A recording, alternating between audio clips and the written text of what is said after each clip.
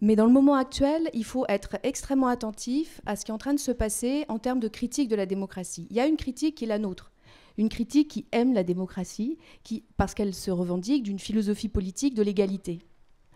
Mais il y a aujourd'hui de plus en plus, et qui monte notamment dans la jeunesse, des critiques qu'on pourrait qualifier d'externes à la démocratie, des critiques qui finalement, au nom de l'efficacité par exemple, rejettent l'idéal démocratique comme oh, finalement, bon, ok, c'est bien sympa de demander leur avis aux gens, mais qu'est-ce qu'ils savent vraiment ?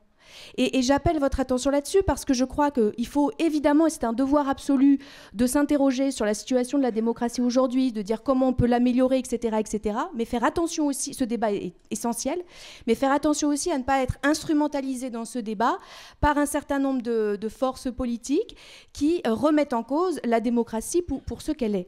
Et j'ai été assez frappée par un jeune politologue d'Harvard, Yascha Mounk, qui a fait un certain nombre d'études sur la montée en Occident, c'est dans tous les pays occidentaux, sur la montée en puissance, notamment parmi les élites, d'un certain cynisme à l'égard de la démocratie, et qui ose le dire dans des interviews, et dont la dynamique dans l'opinion publique est importante.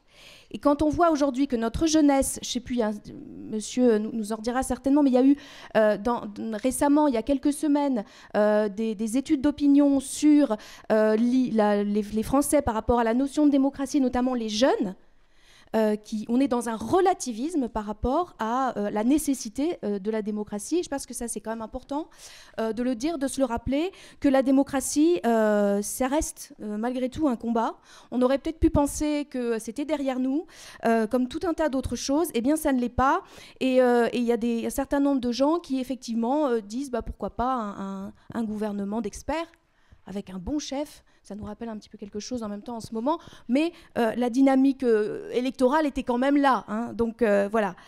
Ça, c'était quelque chose que je voulais partager avec vous, parce que c'est quelque chose qui, quand même, est extrêmement lourd, extrêmement inquiétant, et qu'on n'aurait pas encore vu il y a peut-être 5, peut-être 10 ans, et qui sont des tendances à l'œuvre qu'on doit vraiment prendre en compte dans notre critique de la démocratie actuelle, qui est largement imparfaite, largement inachevée, qui ne répond pas à ces promesses d'égalité, liberté, égalité, fraternité, comme disait monsieur au milieu de la salle. Alors, je ne vais pas revenir, parce qu'il y a beaucoup de choses qui ont été dites sur les raisons pour lesquelles on a eu un taux d'abstention historique aux dernières législatives. Mais il est évident qu'on ne se sent bien représenté que quand on se sent pas seulement interrogé au moment des élections, à ce qu'on appelle finalement la démocratie intermittente, mais quand on se sent consulté de quelque manière que ce soit pour les décisions pour lesquelles on est concerné. Et je pense qu'il y a eu là énormément de choses qui se sont passées dans la tête des gens, notamment, et je le dis au moment de la loi travail, et ça s'est repassé au niveau des ordonnances, et la raison aussi pour laquelle il y a eu une certaine... les mobilisations n'ont pas marché, donc ça c'est quand même aussi c'était un défait démocratique. Ça n'a pas été pris en compte. Et puis deuxièmement, maintenant, après, c'est les ordonnances. Mais je dirais le sentiment de ne pas être consulté sur ce qui concerne directement. C'est ça qui fait finalement, est-ce qu'on se pense en démocratie ? Est-ce qu'on nous demande notre avis sur des choses qu'on vit au quotidien ? Et là, il y a la déconnexion entre finalement des gens qui font des lois travail, qui parlent des retraites, etc., alors qu'eux-mêmes sont dans des situations sociales qui sont quand même assez bonnes, hein, on peut le dire, et en tout cas qui... ne se semble pas très en prise. Et là, je rebondis sur ce qu'a dit Esther Benbassa sur la question de la représentativité.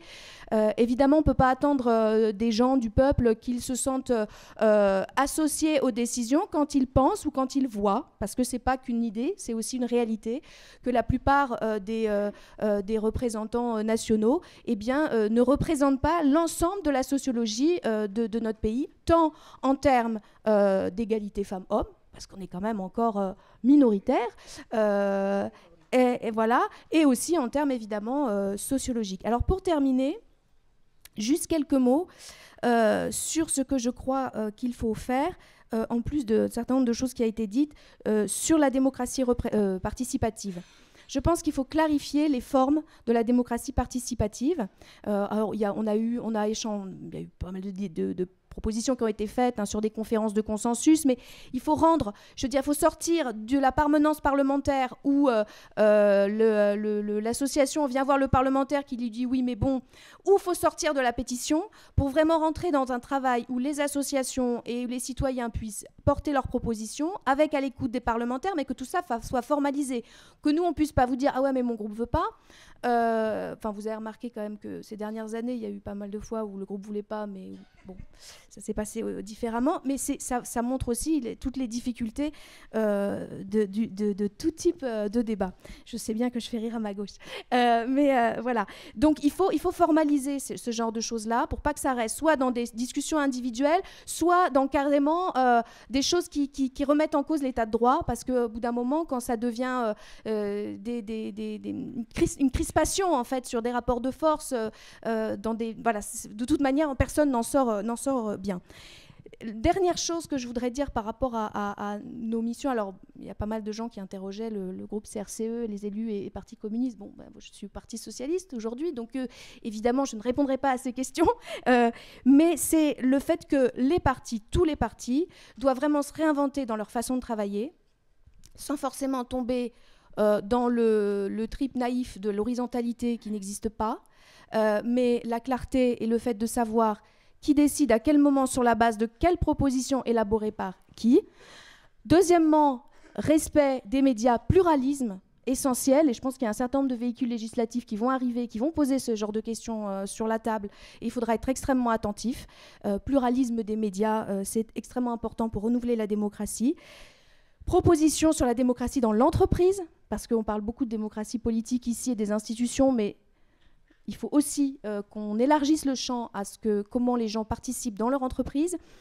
Et puis, ça a été dit par quelqu'un en fond de salle sur les problématiques de l'Europe. Et au-delà, je pense qu'il y a quelque chose qui aussi remet énormément les gens, ça leur remet en cause l'idée de démocratie, c'est que de toute manière, on ne peut rien faire. Puis regardez la fraude fiscale. Ça, c'est le type même de l'absence totale de volonté démocratique de se soumettre à la règle commune d'un certain nombre de personnes ou de grandes multinationales. Et là, on le sait, c'est aussi, les États peuvent faire, ils doivent faire, mais c'est aussi dans des mobilisations au niveau international, donc c'est aussi un nouvel internationalisme, certainement, qu'il faut mener, parce que si on ne dit pas aux citoyens qu'il y a des luttes qui doivent être menées au niveau local, et ça a été dit sur la municipalité, au niveau national et aussi au niveau international, eh bien je crois qu'effectivement on n'arrivera pas, et le politique dans aucun pays n'arrivera à reprendre la main.